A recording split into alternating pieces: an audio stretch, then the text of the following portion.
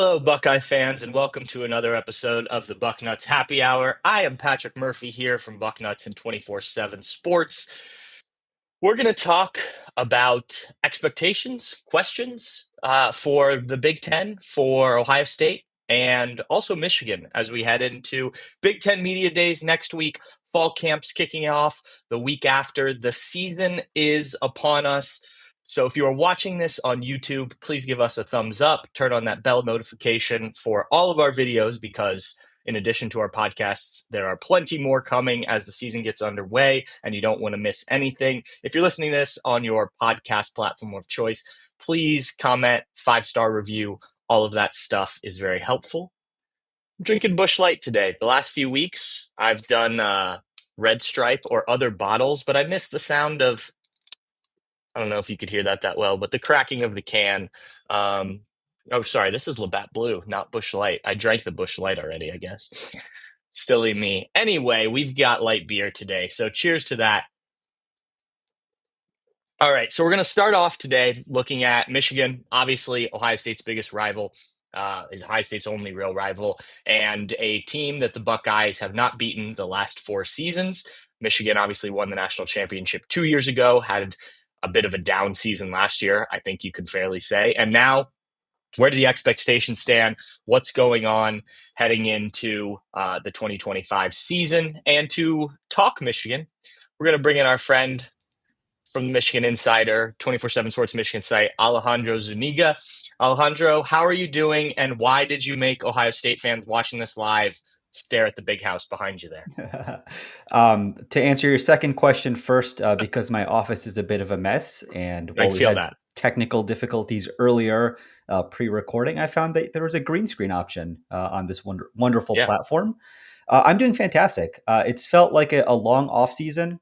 I think in part because Michigan season ended earlier than usual last year, Mhm. given the context of the years before that. And in this era of college football, when you have 5 losses at the end of November, you're already looking ahead to next year. So it's felt like a long off season. Excited that Big Ten Media Days in the heart of Big Ten country in Las Vegas, right around the corner, and another football season to come. I want to give a quick shout out. My friend Adam Caverman decided to come on here and yell Pat. So thanks, Adam. Appreciate that. Adam is one of my good buddies. There are two things you said there. First, I want to get your thoughts on Big Ten Media Days in Las Vegas because that has been a topic that we've talked about quite a bit. What are you expecting from this conference's annual get together out in the desert in Vegas? What's kind of your anticipation as we head into next week? I don't know if I'd go as far to say I expect this, but it wouldn't shock me if Tony Petitti gets up there on Tuesday or whenever the first day is and announces that a future Big Ten championship game is going to be held in Las Vegas. Uh, it's going to be interesting. I mean, listen, at this point, the heart, the geographic center of Big Ten country has shifted west. So it makes sense to have an event that is not necessarily in Chicago or Indianapolis. Quite honestly, getting to Las Vegas from a lot of places in the Midwest is pretty cheap. It's certainly cheaper flying from Detroit to Las Vegas than it is Detroit to Indianapolis. That's why we always drove there. Don't know what it's like for Columbus, but listen, do I love it? No, I'm a bit more of a traditionalist. I wasn't necessarily a fan of Rutgers and Maryland joining the Big Ten. Wasn't necessarily a fan of, Oregon and Washington. Not that those aren't respected good programs or good institutions. It just doesn't feel right for the Big Ten, and Las Vegas doesn't feel right as a Big Ten Media Day host. But I'll have fun when I'm there. And honestly, once you're inside a conference hall, whether it's Lucas Oil Stadium, whether it's that random hotel they chose in Chicago, or whether Yep. it's Mandalay Bay in Las Vegas, on the inside, honestly, they're all the same. That is fair. I think I just knowing some of the people on our beat and some of the other people that cover the Big Ten. I'm not going to name any names. You know a few of them. I'm just concerned about what Las Vegas is going to bring out in people. Hopefully, Sure. everyone will work and do what they need to do and And, have their fun. To be clear, But Patrick, you're the person who is on his second first beer of the day here, and already unable to read the label on that. Not Labatt Blue, or you yes, make a good not a you Bush make a Light. good point. I may be someone who I should be concerned about, no doubt about that.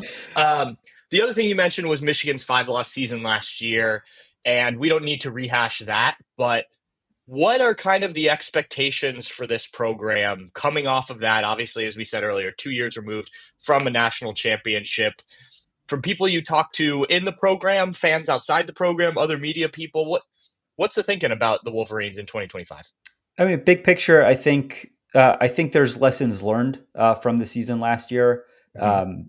I mean, when we had a very similar conversation, maybe at about a similar time last year, uh, I was detailing all the changes that the Michigan football program had gone through, and that was from the top down. That was sending six offensive linemen to the NFL Combine, losing your top six offensive linemen to the draft, uh, and coaches from Jim Harbaugh on down. And the thought was, okay, like Michigan can keep the ball rolling potentially, but the reality was obviously much harsher than that, as was established very clearly by Texas in Week 2 last year. Uh, I think when you look from last year to this year, it's what as Michigan, what as a first year head coach in Sharon Moore, who was 37, taking this job, his first time being a head coach. What do you learn from that? I think some of the things you learn is listen, Michigan can be stronger on the recruiting front if it invests more, if it embraces NIL in ways that Jim Harbaugh wasn't willing or necessarily happy to do so on the recruiting front. Michigan clearly has taken a step in a different direction there. And then how do you manage things like your quarterback situation, where last year they didn't really rock the boat too much with bringing in outside names. This year, they've brought in two transfer portal quarterbacks. Obviously, they've got Bryce Underwood, who I'm sure we're going to talk about here in a bit. But that's kind of across the board for the program. Is there's a little less complacency because people saw what happened last year, and five losses, no, even with the way that they ended with beating Ohio State, with beating Alabama, it's just not an acceptable year for the program. So the expectation is to take a step forward. I don't think big picture people are coming into this season thinking national championship is a realistic expectation, but certainly taking a step back toward that level of prominence, a couple of years down the road. I think that nicely leads into the question I briefed you on. Just your probably your three biggest questions, storylines going into Big Ten Media Days, and we'll go through as you go through each one. We can kind of go back and forth and talk about it. But I'm curious, kind of where you stand on this team. Yeah, I mean, from a football perspective, if we're just keeping it football wise, number Yeah, one is obviously Bryce Underwood, and what the quarterback situation is going to look like. Michigan has had, uh, maybe fortunate, maybe not, but obviously they flipped the number one overall prospect in the 2025 class. Nice background, by the way, Pat. thank you. I finally got it to work. Make the fans on this chat happy. Michigan brings in the number one overall prospect, flips him from LSU in Bryce Underwood. Obviously, he's a local kid coming from right down the road in Belleville, but he shows up. He early enrolls. And then what happens is that he and Jaden Davis are the only two quarterbacks healthy for spring practice. Mikey Keene, who was a Fresno State transfer, was hurt during spring practice. He's back throwing this summer. Michigan also brought in Jake Garcia from East Carolina. He came in over the summer, so he's going to join the program, obviously in fall camp. But at this point, based on what we've seen, this is a 17-year-old freshman's job to lose. And that's a lot of expectations to place on anyone, much less a true freshman who's going to be quarterbacking, a program that he grew up right down the road from, and who has all the expectations of, the kid who Larry Ellison and his wife, spent a lot of money Yeah, to get yeah. on campus. That's a lot to put on anyone's shoulders, much less a 17-year-old. And those are big expectations for someone that we know is going to make mistakes. We know isn't going to be, the star probably from day one. But what can he be in year one? Or Is Mikey Keene going to be healthy and take the job in fall camp? Is Jake Garcia going to push? Like, what does that situation look like, and what does that mean for this year and for the future of the program? I'm glad you started with the quarterback situation. Bryce Underwood obviously is intriguing. Anytime you have a talented freshman like that come into the program, there's going to be buzz, whether that guy is in line to start or not. Given what you've seen from Underwood, what are your expectations for year one for him? I mean, number one, I do think he's the starter on opening day. Mhm. I wouldn't have necessarily said that, when he enrolled, when he signed, but the reality is he had spring practice and Mikey Keene didn't.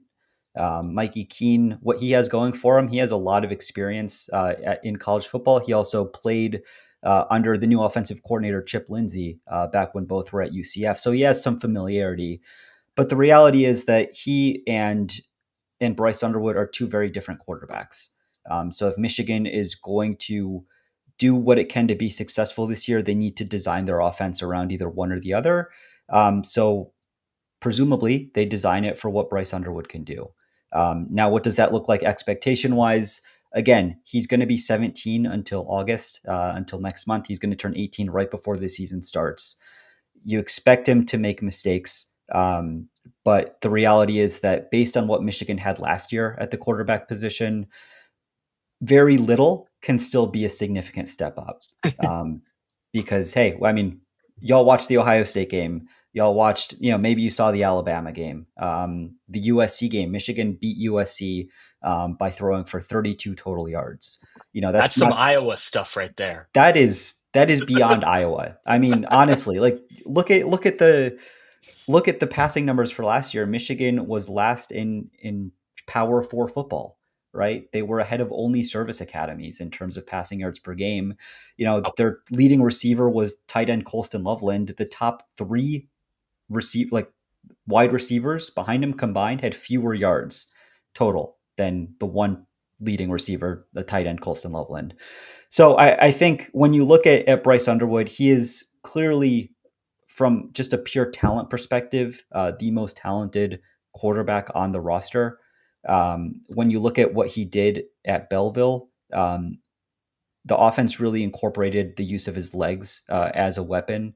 That's something that Michigan traditionally has been very ambivalent, very, yeah, ambivalent to use a quarterback's legs. Like they didn't use JJ McCarthy as much as a runner as they could have. But I think when you have a true freshman, when you have an unproven offensive line and you have an unproven receiver room, you're going to need to use his legs as a weapon for the offense to be effective. I think that's interesting because Ohio State has seen that, Justin Fields in recent years, Will Howard last year, both guys we expected to run more. But if you don't need to run more, if the quarterback can get it done with his arm and you have other things, I think you do want to protect him, right? But for bigger games, playoff, things like that. So it's like a balance of, how much do you use him in the run game versus how much, you want to risk that, right?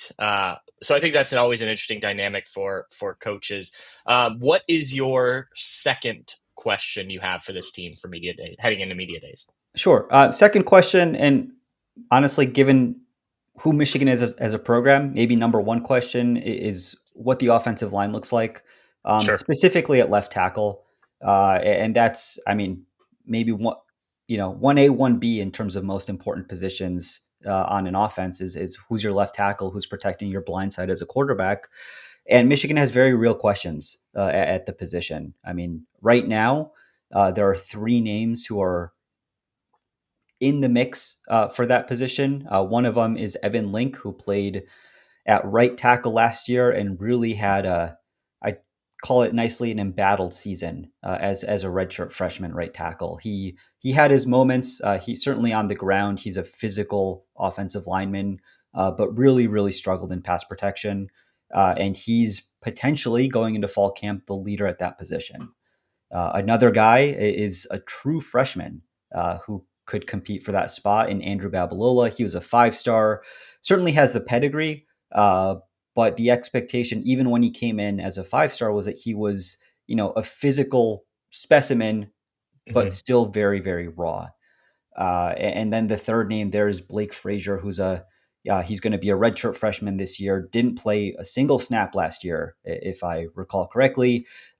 His dad played on the national championship team with the Wolverines back in '97.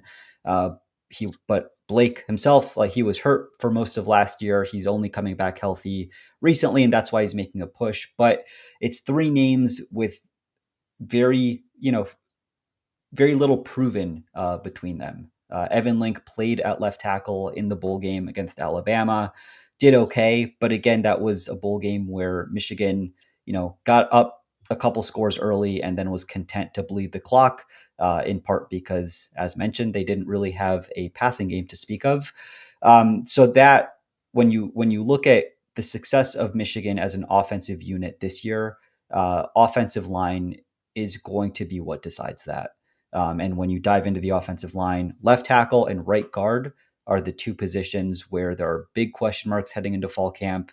And left tackle of the two of those is the more important position and the one where I have the biggest question marks heading into media day, certainly into fall camp and into that New Mexico game a month and a bit from today.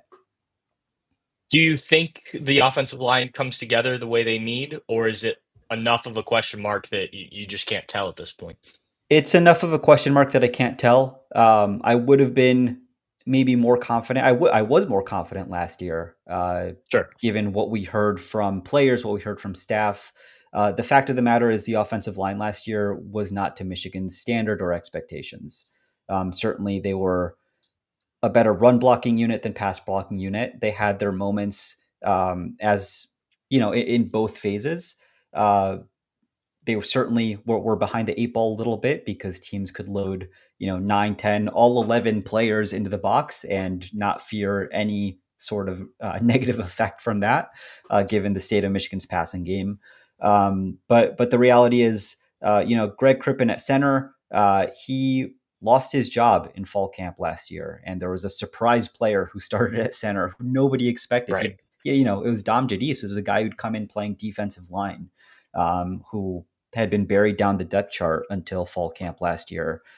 Greg Crippen, the presumed center this year, but big question marks around him. I mentioned left tackle, right guard. At left guard, Gio Hadi, he played last year. I don't think he had the year he necessarily thought he would have. It was his first year as a full-time starter. And then Michigan is high on their right tackle, who's a redshirt freshman as well, Andrew Sprague. Played very, very well in that game against Alabama. Honestly, he's the player Yeah. I'm most confident in. But the unit as a whole, it's a lot of new faces. It's a lot of young talent. Um, but what we saw last year, it needs to be better than that for Michigan to have the year that it wants to offensively. What's your third question of the three? Third question is a bit more broad, but it's Sure. how does Michigan replace those three top 50 picks on the defensive side of the ball? The two big ones, obviously, Mason Graham and Kenneth Grant had maybe their best games or some of their best games in a Michigan uniform against Ohio State last November. That, for sure. For sure. Yeah, I mean, just absolutely like what they did on the football field allowed Michigan to design its defense, around the fact that you could play four players in the box and stop, a pass happy offense like Ohio State's and Mhm. like Washington, in the national championship the January before. So it's the two of them, and then Will Johnson. Will Johnson less so almost because he was in and out of the lineup so much last year. He only really played half the year. Right. But then you also have question marks about the safety Rod Moore, who didn't play last year. He tore his ACL in spring training last year, and it's been a really arduous recovery for him. He actually had to have a second surgery. So there's real question marks about replacing those three top 50 draft picks. There's some questions about secondary depth, and I'm very curious to see what that looks like this year, particularly under a coach in Wink Martindale who really seemed to hit his stride in the back half of the year last year. I think if you took a poll of Michigan fans, they were pretty disappointed in what the defense looked like through 5-6 games last year. But then you look at what they were able to do in the second half against Indiana. against admittedly a lackluster Northwestern offense, but then certainly against Ohio State and Alabama. And people are excited again. But it's how do you replace it? What does the defense look like when you don't have, a top 10 pick in Mason Graham, a first round pick in Kenneth Yeah. Grant, and your Will Johnson, who quite honestly probably should have been, a first round pick were it not for those injury concerns. There are certainly names there. They've imported players from the transfer portal, both on the defensive line and in the secondary. But it is going to be a question mark that it's going to be a bit of a trial by fire in week 2 as Michigan heads down to Oklahoma in a difficult environment against a new look offense, and sees what it has at that point. I wasn't going to ask, but this just occurred to me when you mentioned that Oklahoma game, which I'd forgotten about. Yeah. Uh, what do you think you get out of these games anymore? Ohio State plays Texas week 1. Like, are No, you in favor of keeping these games? I know this is a broader non-Michigan Ohio State question, but just I think it's interesting because I enjoy these games. I think fans enjoy these games, but I also understand why, given the setup that we have, we may see fewer and fewer of them going forward. What's your perspective? I mean, I hope so. Listen, there was one of the knocks on Michigan in 22 and 23 was its non-conference scheduling, and I think Yeah. that was Ohio a State last year, same thing. yeah. And I think those are real real complaints from a fan base, whether you are a fan of that team or not. I think when people are spending the amount of money that they're spending, and they're spending not just the money, but the time in the stadium, Mhm. with longer TV commercials, with 2 minute not warnings, 2 minute whatevers. You want to put a product on the field that people want to watch, and the way you do that is by having compelling matchups. So I'm hopeful that with an expanded playoff, with the ability of especially a program like Michigan or Ohio State has the brand recognition that if you lose a game or 2 or 3, if you're Alabama last year, people are still going to be arguing for you to be in the college football playoff. Yeah. So I'm in favor of it. Listen, I'm very excited. Like I'm much more excited to go down to Oklahoma than I am to go to Las Vegas next week. I'll tell you that much. But the fact that over the last couple of years now, we're getting marquee matchups like Michigan USC. Michigan Washington has become a bit of a burgeoning rivalry, and then now Michigan's playing the Texas and the Oklahomas in their non-conference. It's a Mhm. lot of fun. It was a lot of fun to get Texas at the Big House last year. A real clash of cultures and clash of fan bases in a way that makes college football special. And I'm excited to see it on the other side, traveling down to Norman in a couple months.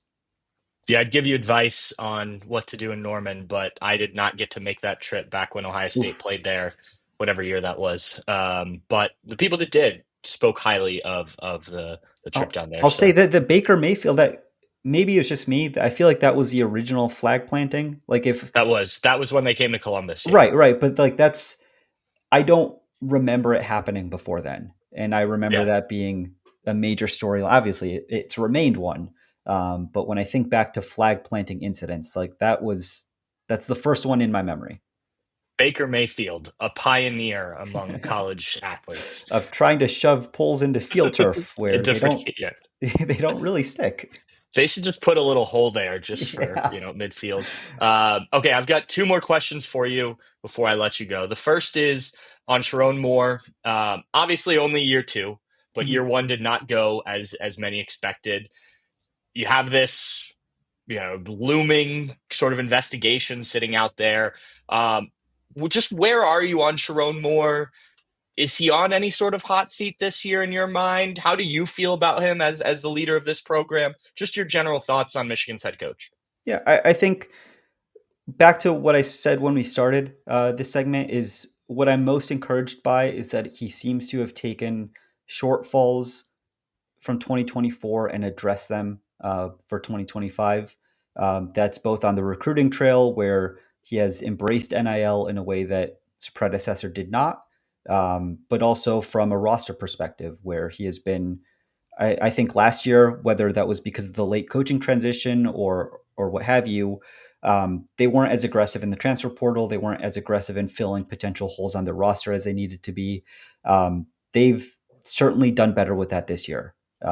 They've got the more bodies in the quarterback room. They've picked up uh, Damon Payne, a defensive lineman from Alabama. Trey Mhm. Williams from Clemson. Like they're stacking up bodies. So I think the fact that he's addressing shortcomings that were cleared last year is an encouraging sign for his success as Michigan's football coach. Um, that being said, you can't have another 7-5 year. You can't Right. have another season where you're getting blown out by Texas, where you're losing to Indiana, no matter how good Indiana is. You can't have another year like that and expect to not be on the hot seat, if that makes sense. Um, I think in a lot of ways, Sharon Moore's tenure at Michigan is tied to Bryce Underwood because of the amount of investment that, from an NIL and program perspective, they are putting, onto the shoulders of a 17-year-old. He's going to have potentially 3 years at Michigan, and how he does and will dictate, where Sharon Moore's career takes him. Their wagons are kind of tied at that point. But again, encouraged by where things stand. Certainly, NCAA investigation that we're in the time frame now, right? The report, the final ruling was supposed to come out 30 to 90 days.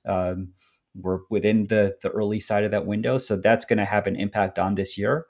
But assuming that it's not a major, suspend this guy for a year type thing. Uh, I think Michigan fans are generally happy with Sharon Moore and generally optimistic with the way that he has taken the program since last year. And I guess while you're at it, anything you have heard about the ruling? Do you have any information? I know it's a topic you're probably sick of talking about at this time, but gotta ask while you're here. I nothing. I mean, nothing firm. We've Okay. talked to the athletic director, Ward Manuel. I mean, he's said a couple times now that he hasn't had conversations about postseason bans. Um, that's the extent of what he's been willing to say because, as he will repeat ad nauseum, it's an active investigation and he's not Sure. at liberty to discuss it. Same thing among anyone from the program side of things. Um, that being said, I think the general sentiment is we just want to get this over with. I mean, this has been almost 2 full years now, since was it October 2023 when the first Yeah. reports came out. Um, it's a new coaching staff. It's largely a new team. Um, from a player perspective, I don't think they're paying too much attention. But from a coaching perspective, listen, Sharon Moore, whether it's a self-administered punishment or it's one mandated by the NCAA, he's going to face some sort of punishment.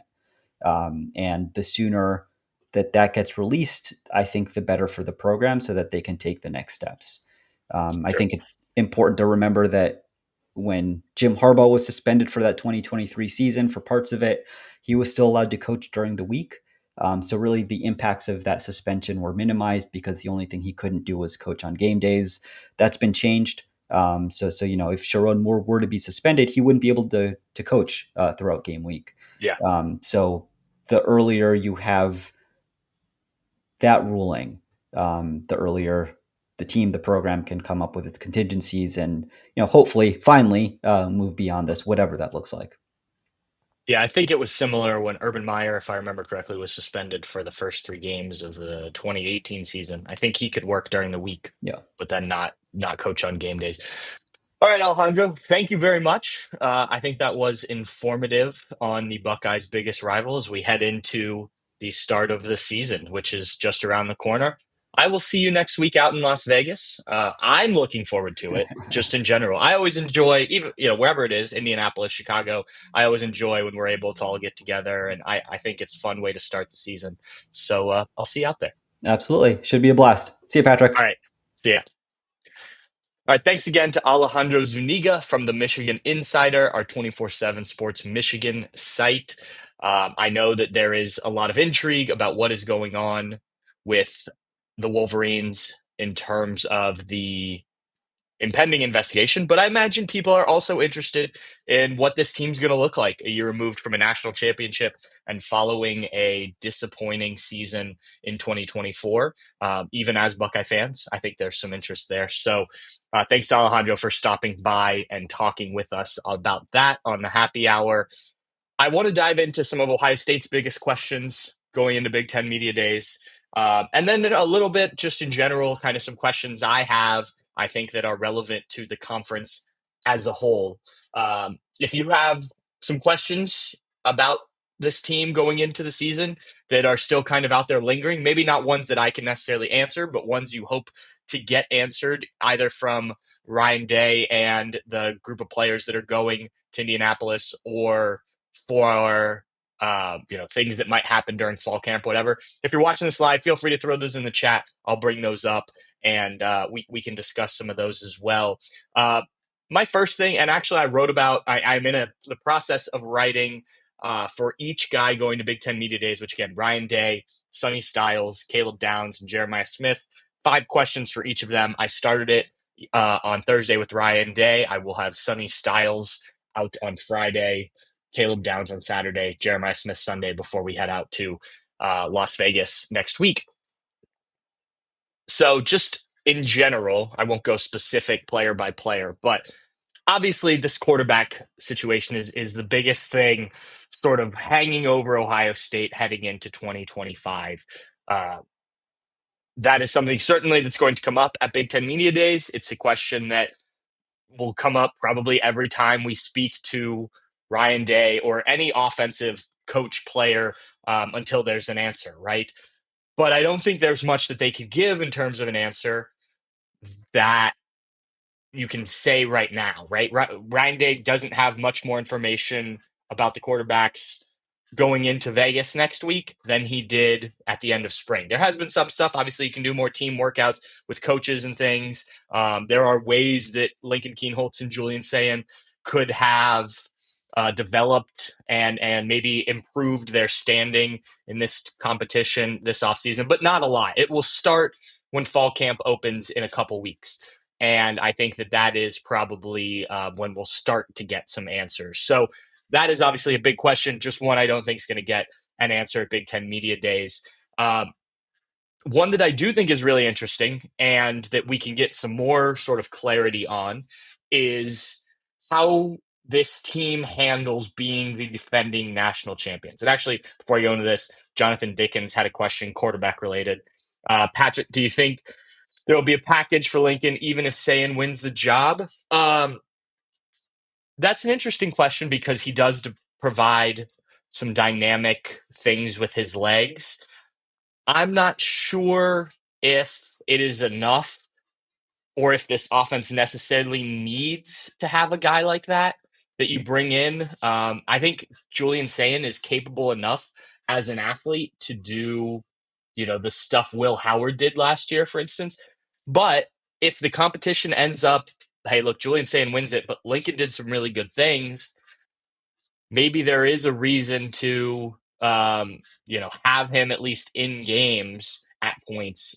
Now, I don't think against Texas, if the game is tight and on the line, you want to be bringing quarterbacks in and out. Like, I don't think he's a Braxton Miller level or Tim Tebow level guy, Lincoln Kienholz, just in terms of that like running ability. So I think there's a way that you could work both of them in. I don't know, and in terms of having packages, but I don't know if it's like, well, Julian's not athletic enough, so we'll bring Lincoln in for goal line situations, or like we saw with Devin Brown a couple years ago with Kyle McCord. I'm not sure they will go that far, but I do think there's an opportunity for Lincoln to still have a role if Julian were to win the job.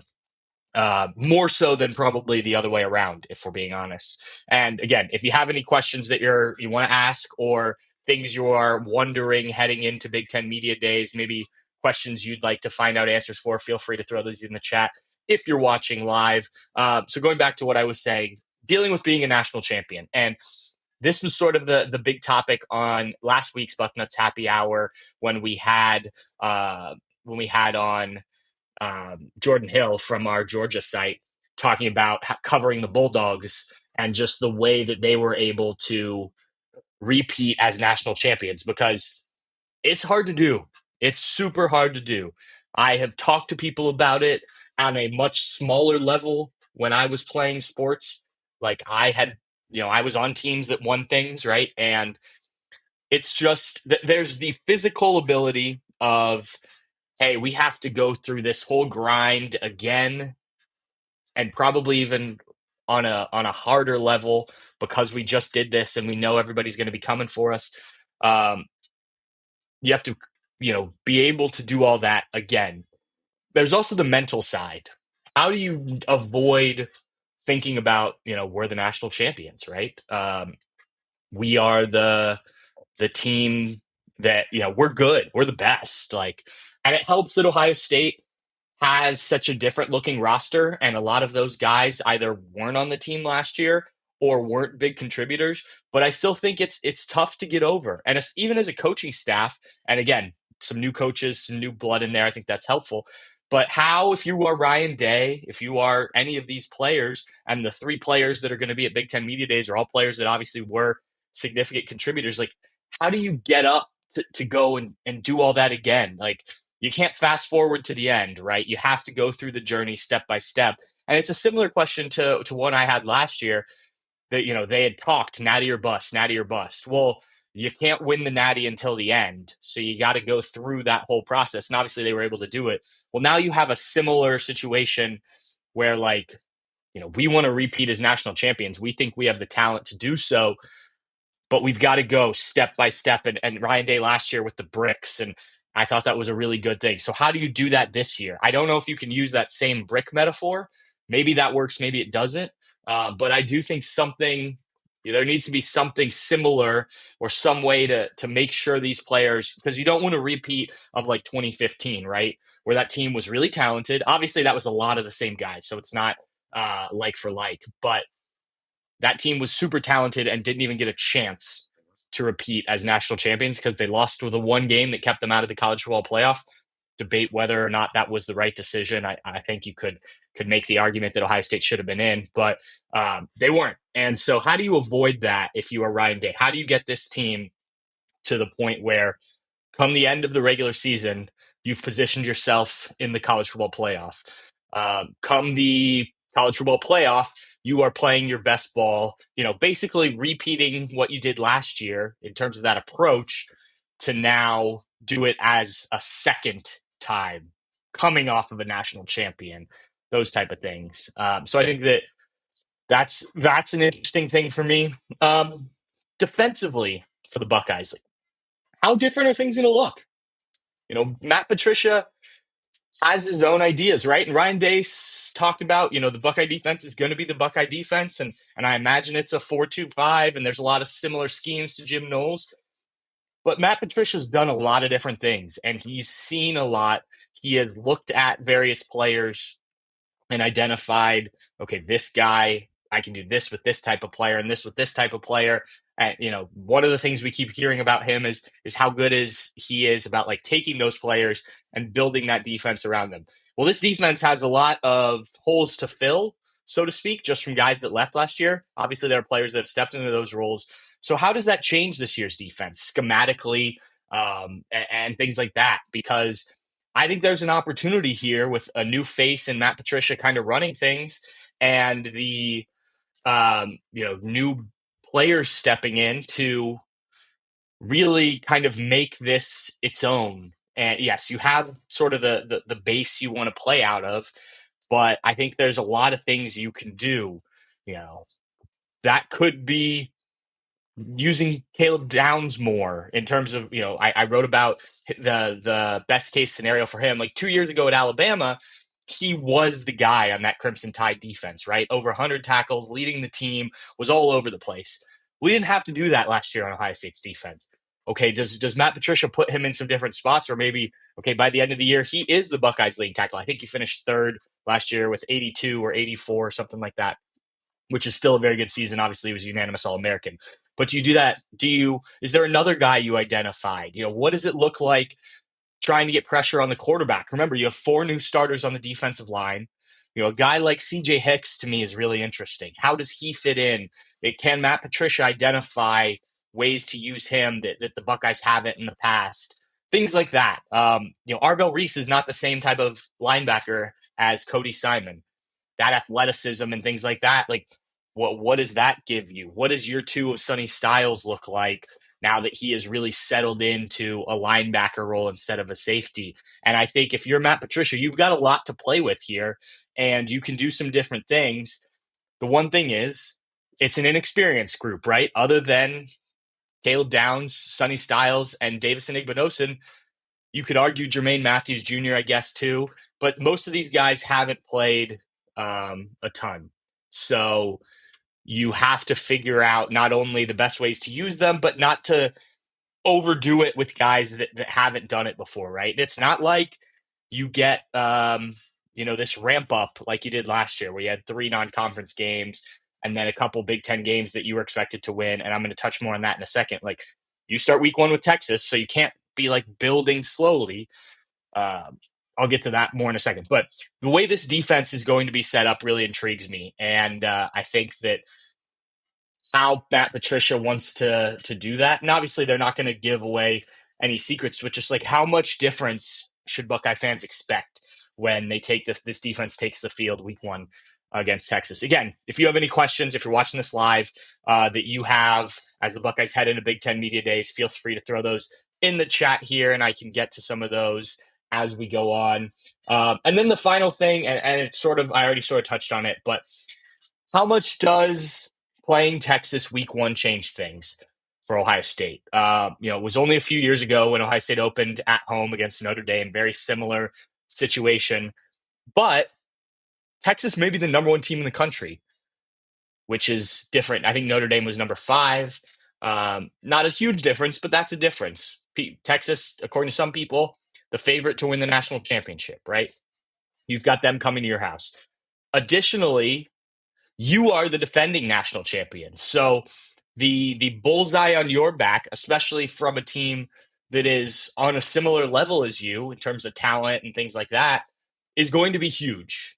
So how does that change maybe the approach you have to fall camp? Do you have to ramp up more the second half of fall camp as opposed to last year when you could, use the first couple weeks, first 3 weeks really of the season as that ramp up and still figuring some things out? Like, you need to be able to go week 1.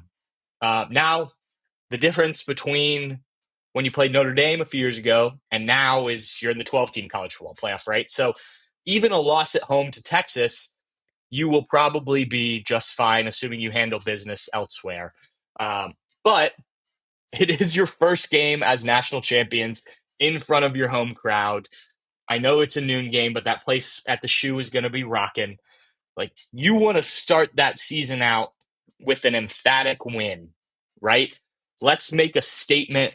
Week 1, we're still the national champs. Like, all of that, we have that. You have that opportunity. You're not playing Marshall, where no one's really watching it. The eyeballs of the country will be on you.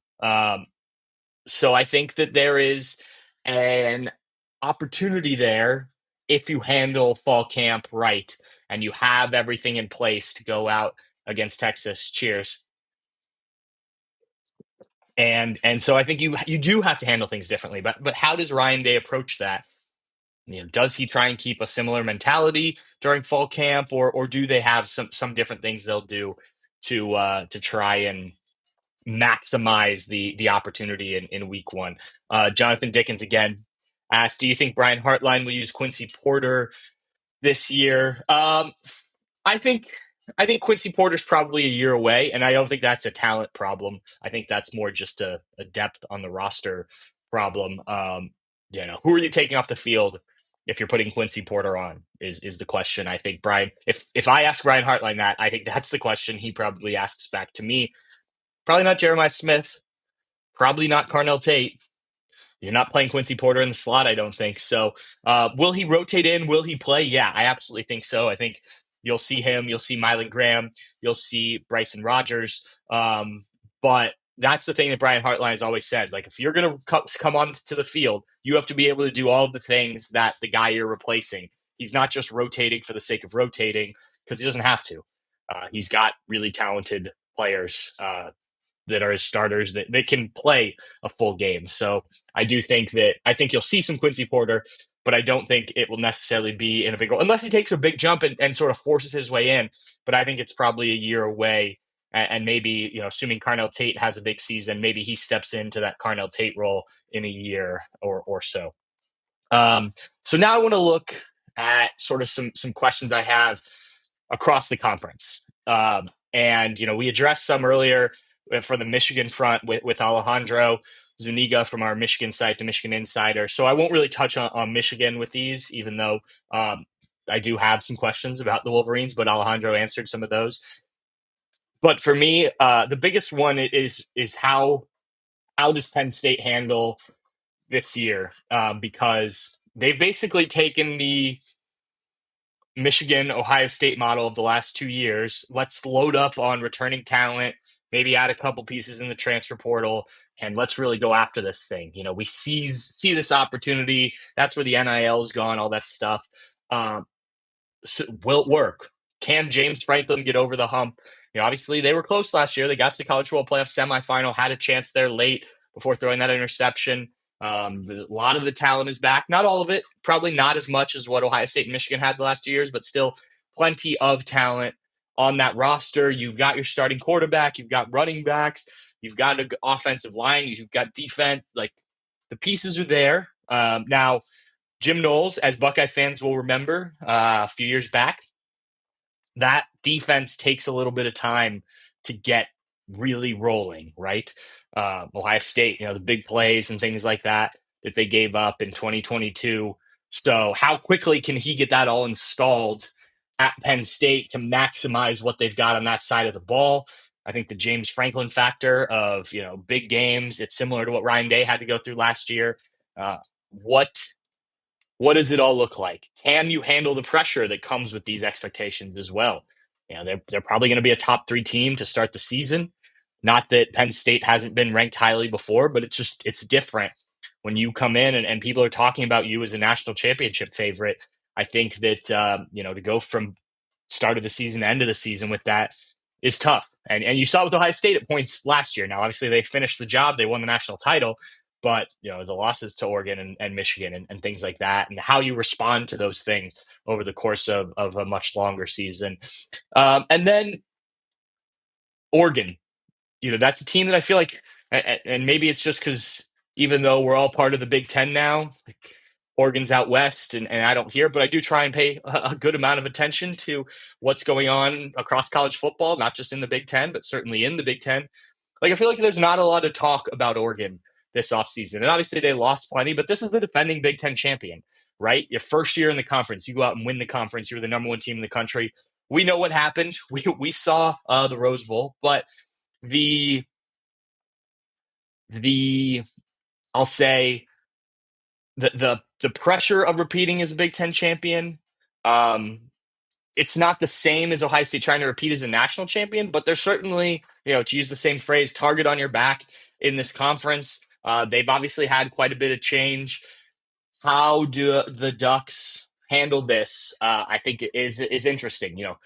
Can you establish yourself as a consistent Big Ten championship level team? They certainly have the talent, the recruiting, and all that is there for the Ducks, but now you got to go out and do it and sort of make your mark again, because you did it once. But to really establish yourself in this conference, I think you have to go do it a second time. And then while staying out west, like what's happening with USC? The Trojans have become sort of where Texas was for a while. I had it pulled up and I closed the tab. Their record the last few years. Here we go. So under Lincoln Riley, 2022, 11-3, starts off really well. They lose in the Cotton Bowl.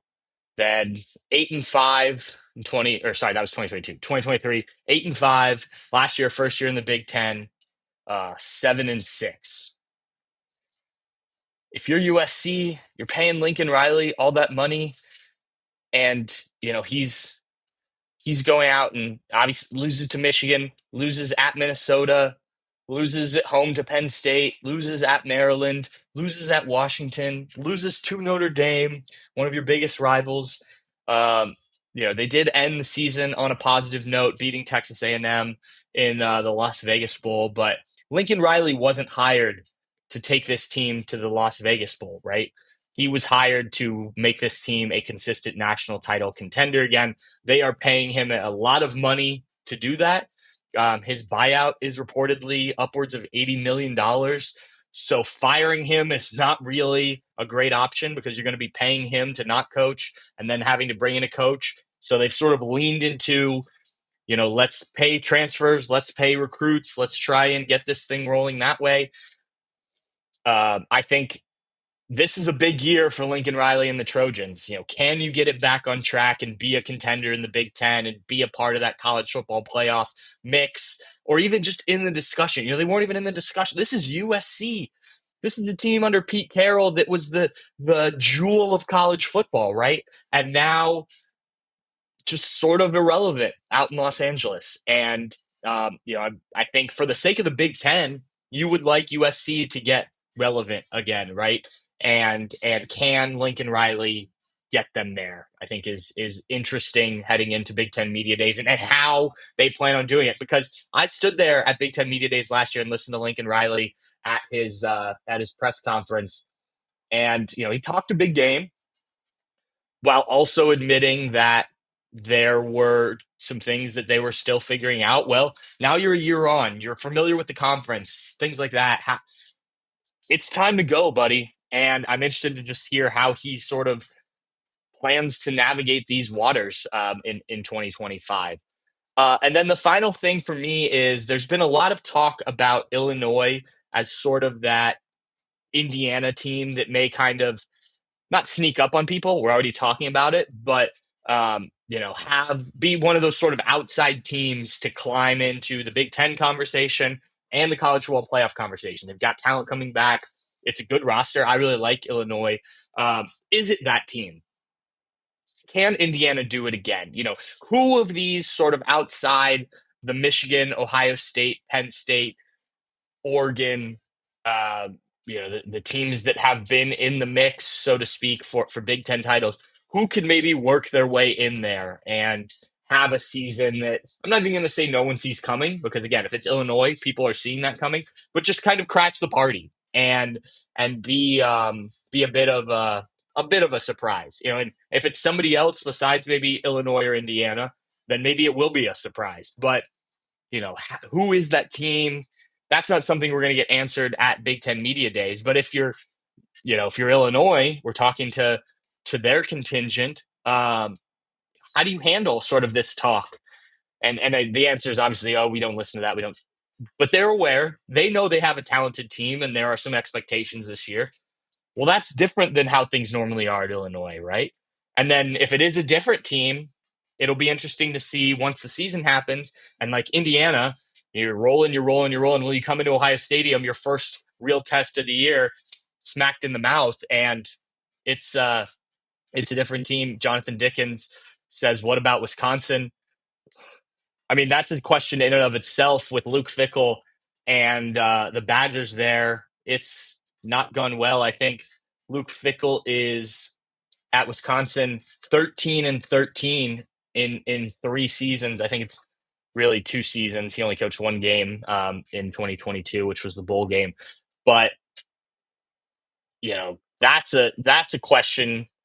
What's going to happen with Luke Fickell? How does he finally get it going in Wisconsin, or does he finally get it going in Wisconsin? And yeah, maybe that's a team that sort of does rise above the preseason expectations and gets in the mix there. I think Wisconsin's a respected enough program that it wouldn't be a surprise to many if they were in the mix. But it's definitely not.